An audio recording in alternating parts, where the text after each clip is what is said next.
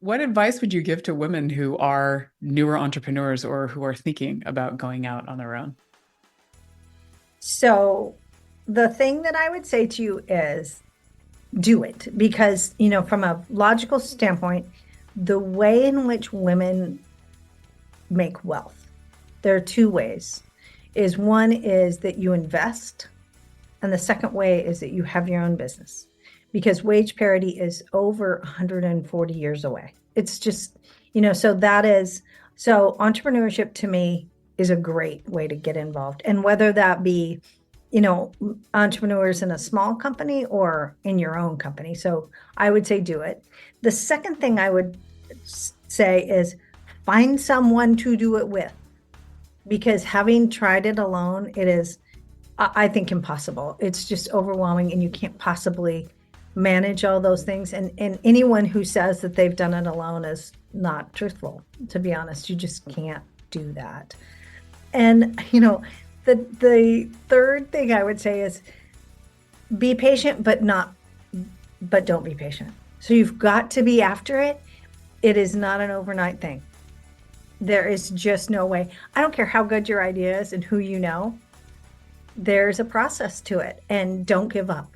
It is I think it is a journey that you are on, and be prepared for that journey, and don't be shocked when it's like, well, everybody loved it. All my friends love it. Why isn't it selling?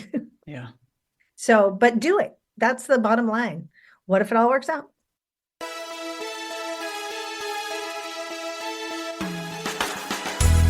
Welcome to The Courage Effect. I'm Suzanne Weller, and this is a show about growth and unleashing what's possible. You will hear inspiring stories about what courage looks like, how we navigate what's getting in our way, and the opportunities that surface when we choose courage over comfort. Let's get started. Welcome to The Courage Effect. This is Suzanne. I am so thrilled to be here on this sunny spring day. And I am really excited to have a conversation about courage and really how it plays a vital role in women and entrepreneurship. And I am a woman who owns my own business, and I know that it is a challenging and scary and daunting thing to start and to keep going. And we really do need the broader support network, the web of people in our lives to help us to make this happen and to really tap into our strengths and our courage. And our guest today is somebody who does just that. Our guest today is Kate Eisler. Kate is a co-founder of W Marketplace, an innovative e-commerce accelerator and online sales channel supporting women-owned businesses. She has held executive roles in Fortune 100 companies and startups, living and working globally, breaking glass ceilings in the tech industry. Kate's global perspective, gained through executive roles at Microsoft, fuels her influential voice in discussions about global marketing and gender equity. Her journey is detailed in the 2021 memoir, Breaking Borders, showcasing her personal growth and achievements in the business world. Kate, happily married with 3 sons, is realizing her dream of building a business that fosters economic prosperity while closing the gender gap. Kate, I'm thrilled to have you here. Welcome to The Courage Effect. Thank you so much. I'm so thrilled to be here. So I would love for you to tell our guests a little bit more about the W Marketplace and what really inspired you to co-found it. I would love to. It's my favorite subject these days. The W Marketplace was really sort of my third startup venture. And I have a nonprofit organization that celebrates women, and we are about to have our 9th event and 10th anniversary of the organization. But during COVID, really, I started to see that everyone was online shopping, and women were being so disproportionately affected and losing their jobs and trying to make the best out of the situation that I thought there's something I can do to put these things together. And so I thought I have enough of a technology background to be a little bit dangerous. And so why not start an online shopping channel and sales channel for women-owned businesses? Because there's a lot of us. And so that's how the W Marketplace came to be, really. So fantastic. And I remember when you launched, because obviously you're local and I'm local and we know a lot of the same people, but I was so encouraged to see it for exactly that reason, because there were so many women that were creating amazing products and doing great services that weren't necessarily getting on the radar of the right people. Yeah. And I think that that's a regular occurrence. And what we've seen, we have over 500 entrepreneurs on the platform today. And we hear this a lot from them. And they're doing amazing things with amazing products, but they get lost oftentimes. And so if we can lend a hand and elevate them, that is perfect. I know that you also have your accelerator program, which really helps with a lot of the government side as well, because I know that even though the Small Business Administration has put together like women-owned businesses, the certification, I know that it's also a challenge to even attain that. So I'd love for you to talk a little bit about some of those maybe behind the scenes challenges that people aren't aware of. You bet. Well, one of the things we started our accelerator as a result of really seeing our customer base with these women and these businesses because it sounds great to just put a business up online and, you hear the success stories of it took off and I made millions in every month. And really that's not reality. And so I have, first of all, I think you can never do it alone. And second, there is no such thing as overnight success. It is a lot of work. And so what we started to see is that women needed some more support in terms of how best to sell online across all the channels, not just ours, but Amazon, their own sites, Etsy, wherever they sell. And so we started working with pieces of the local SBA, so the Women Owned Business Center, the Washington Women's Business Center.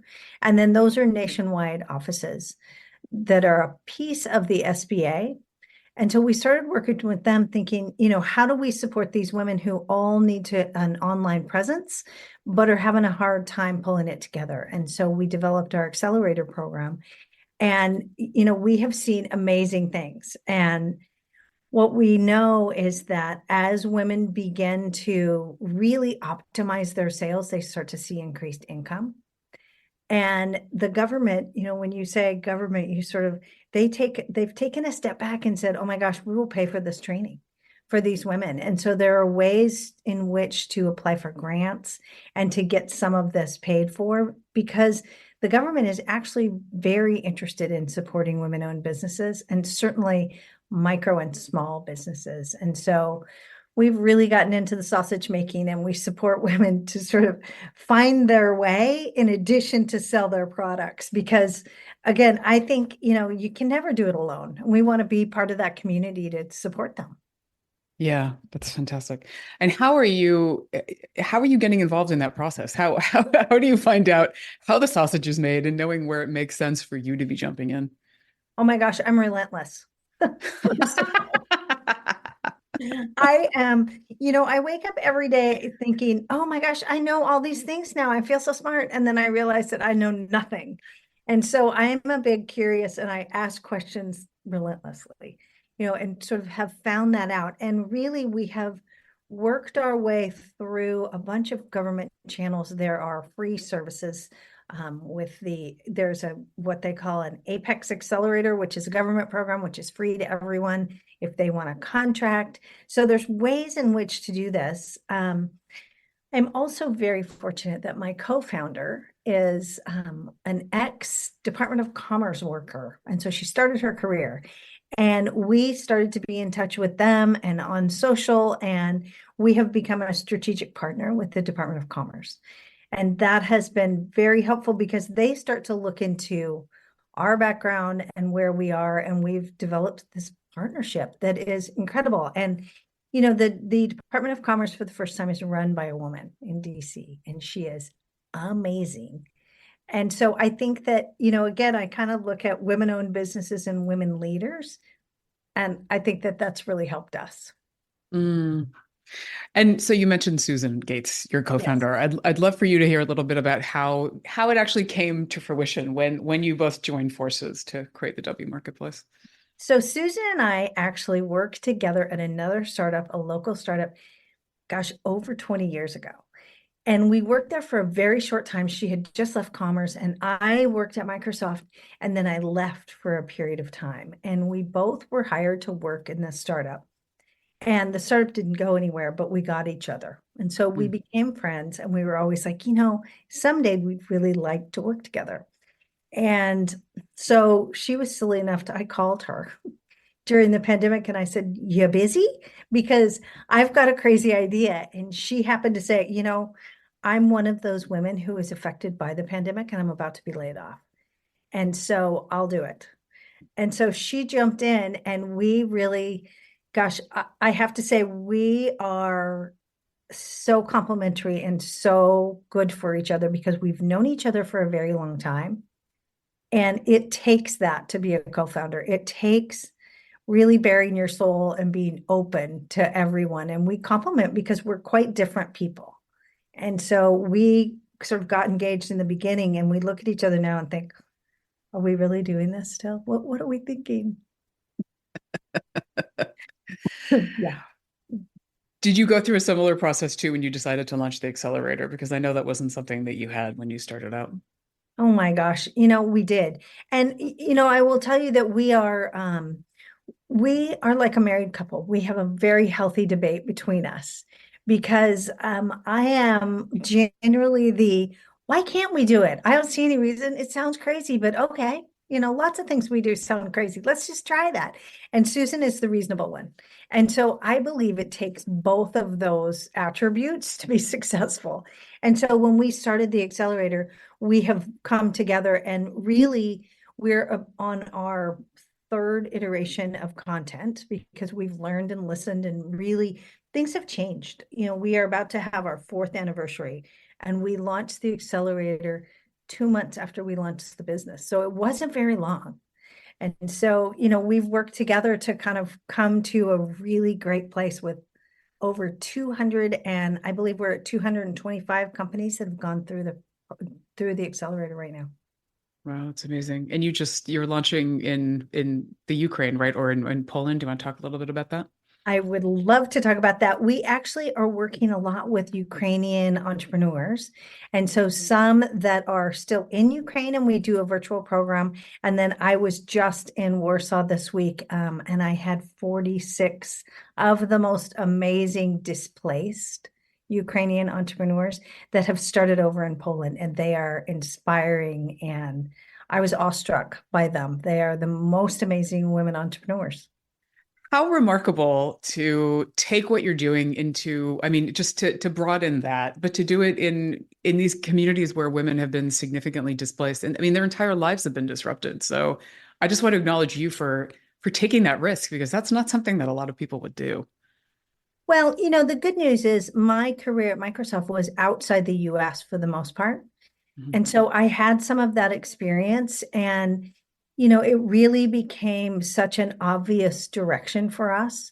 And I know that when women owned businesses export, the research says they're 25% more successful than when they don't because they Mm, diversify their revenue stream. So, while it's twofold, it's their success and we have a product that is helpful to them and will support their businesses and it is helpful to us as a women-owned business. So, I do think of this in two minds all the time. yeah. Well, and we're going to take a break in a minute, an ad break, but I did read your book and I was struck by, I mean, that attitude. I mean, you say you're relentless. That attitude of just like, okay, why not? I mean, it seems like you're much more about why not than why. I am. That is an understatement. I've adopted a brand new philosophy this year that sort of honed that why not thought. So I'll tell you about it. Okay, I definitely want to hear more about that. So stay tuned, everybody. You're listening to The Courage Effect. We will be right back.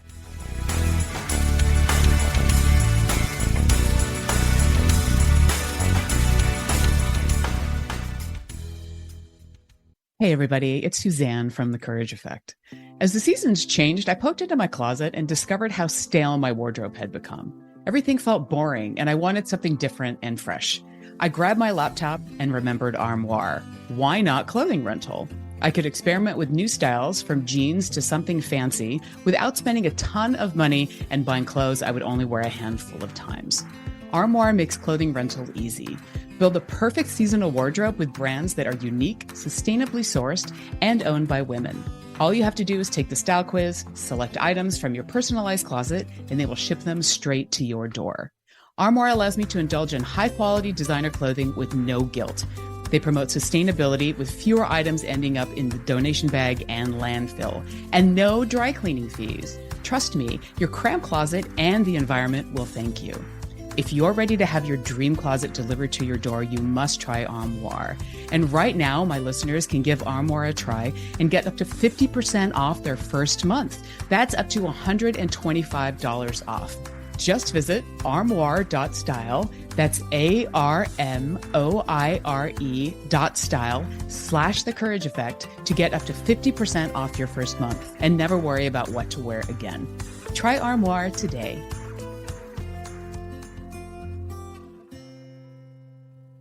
Easy on the ears, good for the soul. Alternative Talk 1150.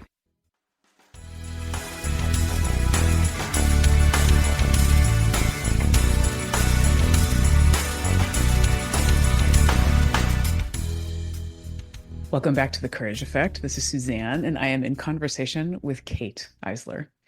So, Kate, when we cut to the break, you were talking about a new mantra that you have adopted recently. I'd love for you to share that.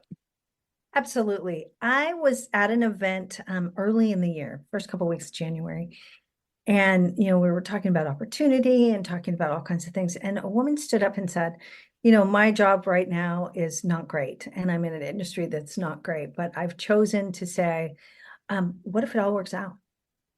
And I thought, oh my gosh, it hit home for me because I am always why not try this, but I'm also very cautious, like many women. Okay, let me have a contingency plan for this, and let me think about this, and what if that, and her philosophy just hit me just right. And I'm like, okay, what if we started to adopt what if it all works out, and start to plan that way and start to see our future successfully. And I know that people, talk about having that vision and that mantra as you go forward, but I just was like, okay, here I am. And now we are, almost halfway through the year. And I'm telling you, it's working out for me. So what if it all works out? I mean, oh my gosh. And I have to tell myself that and stop, contingency planning sometimes. But it's, the attitude is working out. And now I'm like, oh my gosh, it's working out. It's almost like like you're manifesting. It is. And I think that, there is something to, you call in the attitude that you give out. And having gone both directions in that, I see such a big difference. And it really is a thing that I am living by, and I work at it. It's not natural to me because I do, I want to control things and I want to plan and I want to make sure they work. But I'm like, okay. And the other piece of that I think is super important is what if it all works out, but maybe not exactly how I had planned it? That's the other piece I'm trying to get over myself for. And so, Yeah. One, I really appreciate that too, because it's the whole idea of you don't have the single plan of how it has to be. Like working out can take on different forms.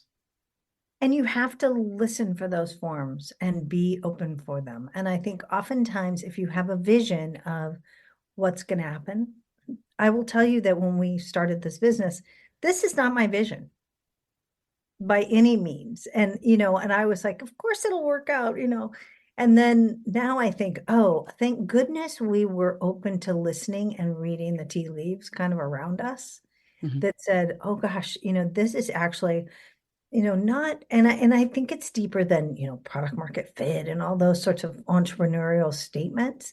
It's really, where do you sit and what's work out for you? And that's what we've had to kind of come to. And I'm happy to say that I feel so passionate about that and our ability to listen and figure out what does working out really mean. Yeah. I'm also harking back to your book and the whole like so much of you and so many of the steps that you've taken in your life have involved a certain amount of risk and courage. And that has been to the whole, like I said before, like it seems like you say why not more than you say why. Where do you think that comes from? That it's almost like a faith that things will work out.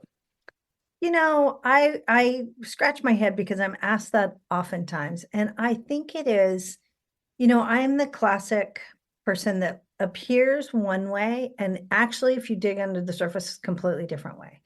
So I oftentimes, I've had a career and a life that I didn't for a minute imagine was possible. So I'm a 2018 college graduate. And Mm. so I had a career long before I went to college. I came from a really different childhood, not a very affluent one. And it was in the South and it was difficult. And, so I didn't have the network or the financial backing. What I did end up having before I really, kind of got into my stride was, you know, what could I do to change my circumstances? And that started very early in my life. And, I was like, well, what's the downside? And, oftentimes I don't want to misrepresent, I don't have a tragic story behind me, but a story that I didn't want to repeat and that I wanted to improve. And so I was like, well, I could live like this, or I could aspire to do that. And so I always did that. And I will tell you, my siblings oftentimes think, were you hatched or where'd you come from? Because that is not the mantra of my family. You're reminding me of the fact that you grew up with a father who managed hotels, correct? I did. I lived for the first 10 years of my life in a hotel. And I want to just say, it isn't the hotel that you have in mind. It's not the Hyatt. It's not the Westin. It was a motel, a Holiday Inn motel. And really my first real memories were in Albuquerque, New Mexico. And I caught the school bus at the Holiday Inn sign every day. So it was weird. Mm. It was a very weird upbringing. Mhm. Well, and it also it makes me wonder, like it gave you an appreciation for stability or for also being able, like knowing that there was only so much control that you would have over scenarios, because I'm imagining that that temporary nature of things and moving around Yeah. was a part of that. It was a big part of it. The other piece of it that was really interesting that has really stuck with me is the fact that living in a public place in a hotel like that, you have exposure to all kinds of people and you get to watch those people. And I think that that really fed me into these are the kind of people I want to be. This is the kind of behavior I don't want to do. And so it was a very early sort of subconscious behavior modeling that I saw. And I got to meet some really fascinating people that sort of came in and out of the hotel. And so I think that that probably fueled my desire to, why not? Why can't I be like them? And that's how I've always lived. I picked Seattle on a map just before I turned 21 and moved here.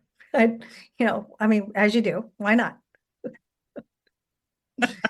So, I've, I've done And that. you've lived in, I mean, I mean, I know London is like one of the ones that comes off the top of my head, but why don't you share? 'Cause and Dubai, right? So Yes. So while I was working at Microsoft, so again, I was not a typical tech worker. I didn't have the background or the education or any of that. But good news is they were willing to take a chance just like I was because they were, changing the world. And I so wanted to be a part of that. I was so excited to be a part of it. And I was working there and I got an email about a gentleman who was being promoted and moved to Paris. And I'm like, I know that guy, and I could totally do that job. And so I decided to raise my hand and say I could do that job. So I did, of course, have a husband and a baby.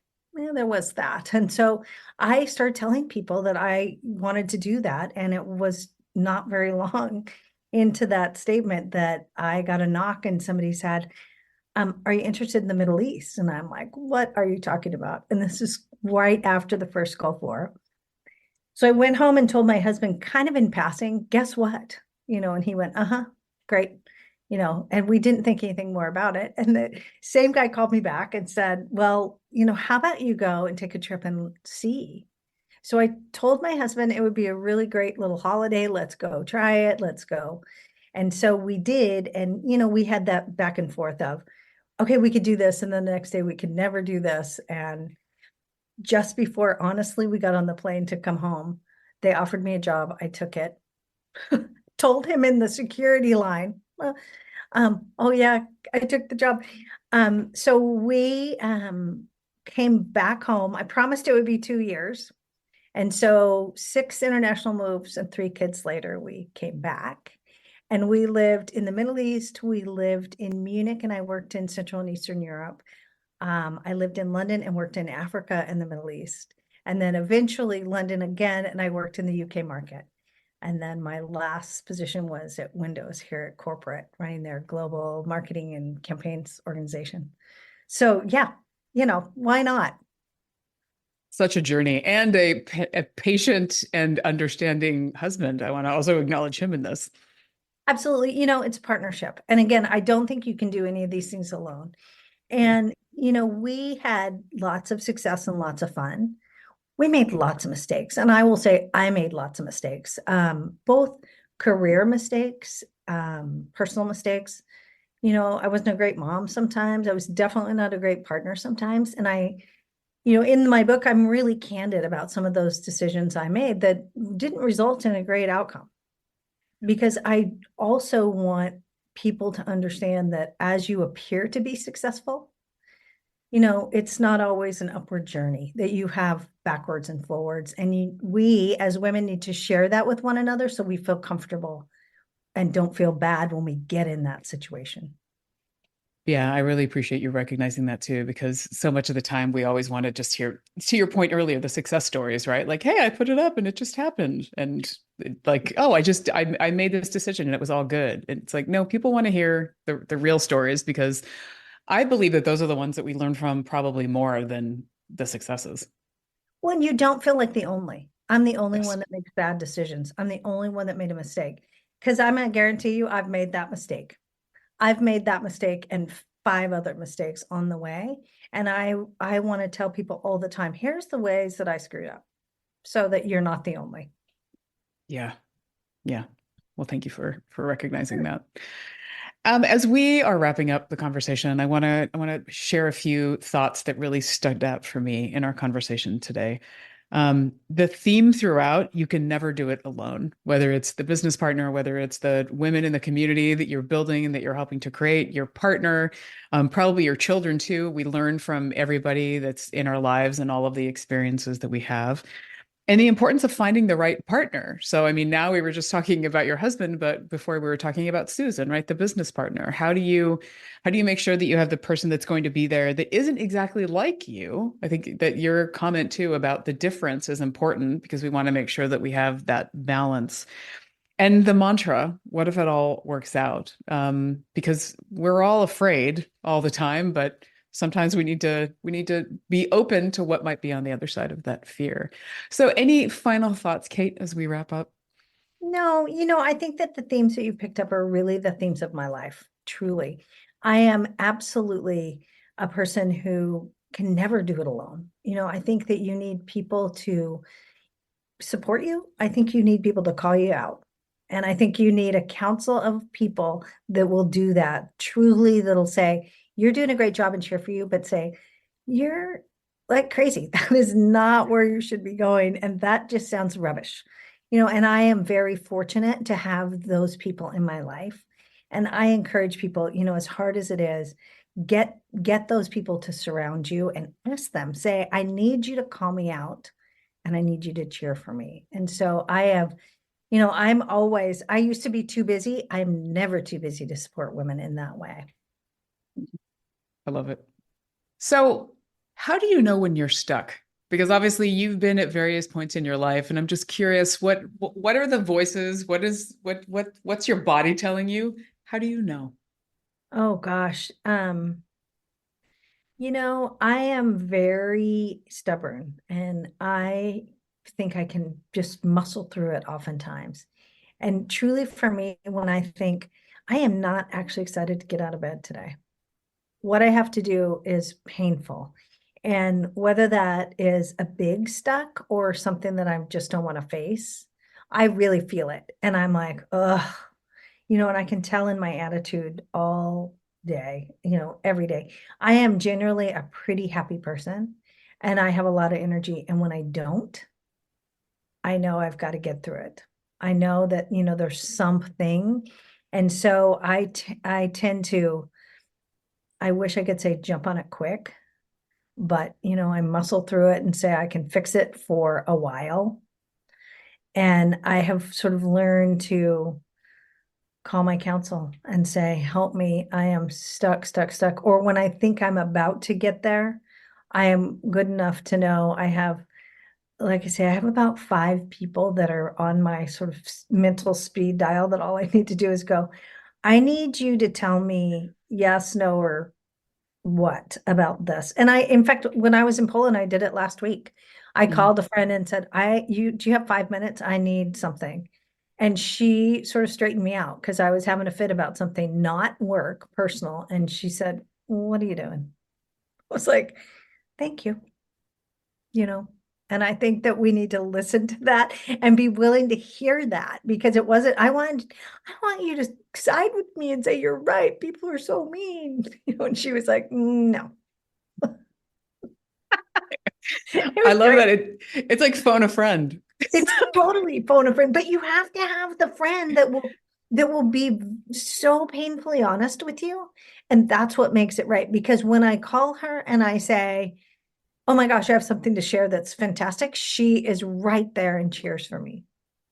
So important. And I think that, I mean, what I'm hearing too is trust, that you're cultivating these relationships over time and that you really trust each other to know that you have to tell each other the truth. Yeah. I mean, if you don't, I mean, that's a tenet which I think that we say it, but honesty and trust is so important.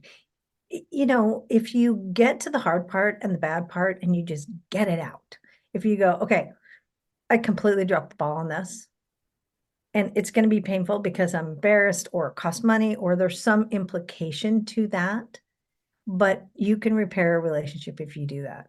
If Yeah. you don't do that, you're speaking very loudly about your value you put in that relationship. And that goes for business or personal, I think, as Mhm. hard as it is. And gosh, what's the worst that could happen if you're honest?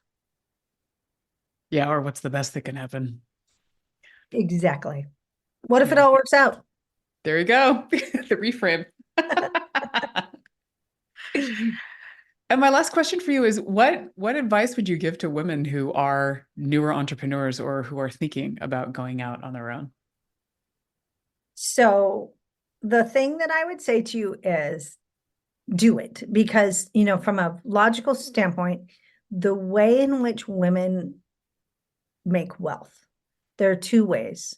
Is one is that you invest, and the second way is that you have your own business because wage parity is over 140 years away. It's just, so entrepreneurship to me is a great way to get involved. And whether that be, entrepreneurs in a small company or in your own company. So I would say do it.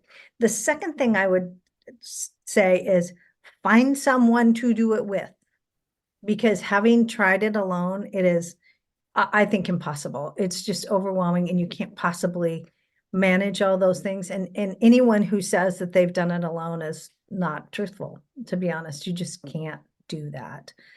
And, the third thing I would say is be patient, but don't be patient. So you've got to be after it. It is not an overnight thing. There is just no way. I don't care how good your idea is and who you know, there's a process to it and don't give up. I think it is a journey that you are on and be prepared for that journey and don't be shocked when it's like, well, everybody loved it. All my friends love it. Why isn't it selling? Yeah. So, but do it. That's the bottom line. What if it all works out? What if it all works out? And having the people to help you along that path. And also, I mean, the communities that you tap into. That's been one of the things I think that's been vital for me is you never do it alone. I mean, even though like I am pretty much a solopreneur, I have people that work with me every day to help make it happen and to drive it forward. It doesn't exist without, the village. It doesn't. And you have to ask that village. You have to be vulnerable enough to go, I have no idea about this, because you can't know everything. I mean, I ask every day. I'm like, okay, again, as I said, I get up with a list of, oh my gosh, I think I know everything. And then I go, oh my God, I know nothing by the end of the day. And so I have to ask. I mean, I ask people all the time for the dumbest things. I'm like, okay, they're going to think I'm really silly, but I don't know about this, or I just learned about this. And, you won't know until you ask. Yeah. You won't know until you ask. I love that. Yeah. Kate, thank you for being you. Thank you for all the work that you do. And thank you for being on this show. So it's a pleasure. We'll put all the contact information for the marketplace and also Be Bold Now on the website. Thank you. Thank you, everybody, for listening. Take care. The Courage Effect is brought to you by Weller Collaboration. We partner with individuals, teams, and organizations to enhance leadership, increase agility, and build effective teams. More information about us is available via the links in our show notes. Please spread the word about the Courage Effect. Rate and review your favorite episodes on iTunes or your favorite podcast platform. Share with your colleagues, family, and anyone in your universe who might be inspired by a good dose of courage. If you have feedback or stories to share about the show or would like to apply to be a guest, please contact us via our website. Benny Mathers is our producer. Dave Nelson composed our theme music. Alex Sandyforth is our administrative maven, and I'm your host, Suzanne Weller.